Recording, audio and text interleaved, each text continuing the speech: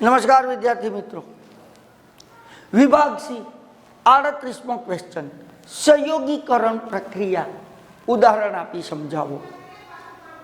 તો પહેલા સંયોગીકરણ એટલે શું તમને ખબર હોવી જોઈએ. સંયોગીકરણ એટલે ભેગું કરવું.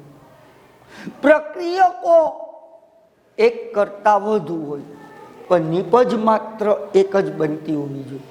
તો આવી પ્રક્રિયાને સંયોગીકરણ પ્રક્રિયા કહે છે.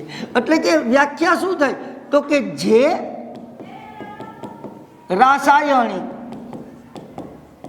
પ્રક્રિયામાં બે કે તેથી વધુ પ્રક્રિયકો વચ્ચે પ્રક્રિયા થાય, એક જ પ્રકારનો પ્રક્રિયક બનતો હોય તો તેને સંયોગીકરણ પ્રક્રિયા કહે છે. પ્રક્રિયકો બે કે તેથી વધુ પ્રકારના હોવા જોઈએ, જ્યારે નિપજ માત્ર એક જ પ્રકારની હોવી જોઈએ. હવે એના ઉદાહરણ આપવાના. ઉદાહરણ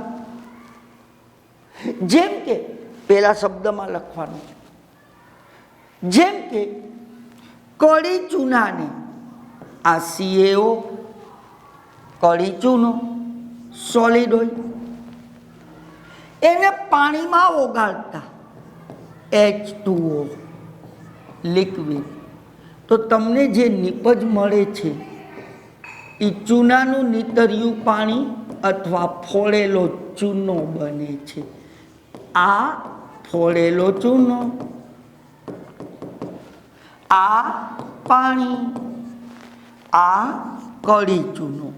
શબ્દમાં પેલા વર્ણન કરો કે કળી ચૂનાને પાણીમાં ઓગાળતા ફોડેલો ચૂનો બને છે. યાની કે કેલ્શિયમ ઓક્સાઇડને પાણીમાં ઓગાળતા કેલ્શિયમ હાઇડ્રોક્સાઇડ. અહીં તમે જોઈ શકો છો પ્રક્રિયક કેટલા પ્રકારના છે? બે, કળી ચૂનો અને પાણી. સામે નિપજ એક જ બની. કોણ? ફોડેલો ચૂનો. તો કઈ પ્રક્રિયા છે? સંયોગીકરણ. બીજું ઉદાહરણ આપો.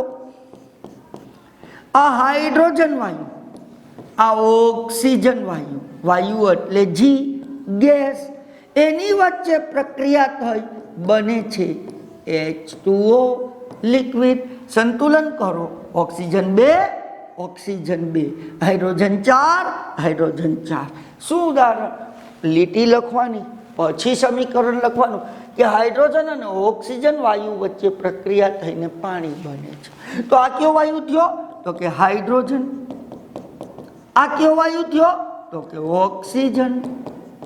એની વચ્ચે પ્રક્રિયા થઈને બન્યું શું? તો કે પાણી.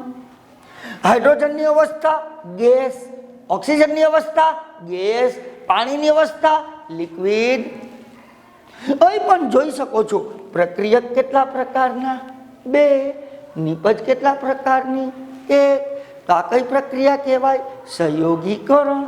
હજી તમે ધારો તો ઉદાહરણ આપી શકો છો. આને સેજ ઉપર લઈ લઈએ આપણે. કાર્બનને સળગાવતા કાર્બન ડાયોક્સાઇડ વાયુ, આ કાર્બન સળગાવો એટલે ઓક્સિજનની હાજરીમાં gives CO2. શું છે મિત્રો? Carbon dioxide. Oxygen, carbon. સંતુલન કરવાની જરૂર નથી. જોઈ શકો છો પ્રક્રિયકો કેટલા પ્રકારના? બે. નિપજ કેટલા પ્રકારની? એક. તો જે રાસાયણિક પ્રક્રિયામાં બે કે તેથી વધુ પ્રક્રિયકો વચ્ચે પ્રક્રિયા થઈ એક જ નીપજ બનતી હોય, એક જ પ્રકારની નીપજ બનતી હોય તો તેને સંયોગીકરણ પ્રક્રિયા કહે છે. 3 ઉદાહરણ આપી દો. કળી ચૂનાને પાણીમાં ઓગાળતા ફોડેલો ચૂનો બને છે, હાઇડ્રોજનની ઓક્સિજન સાથે પ્રક્રિયા કરતા પાણી બને છે, અને કાર્બનનું દહન ઓક્સિજનની હાજરીમાં દહન કરતા કાર્બન ડાયોક્સાઇડ ઉત્પન્ન થાય છે. તો મિત્રો, આ હતી સંયોગીકરણ પ્રક્રિયા. આભાર.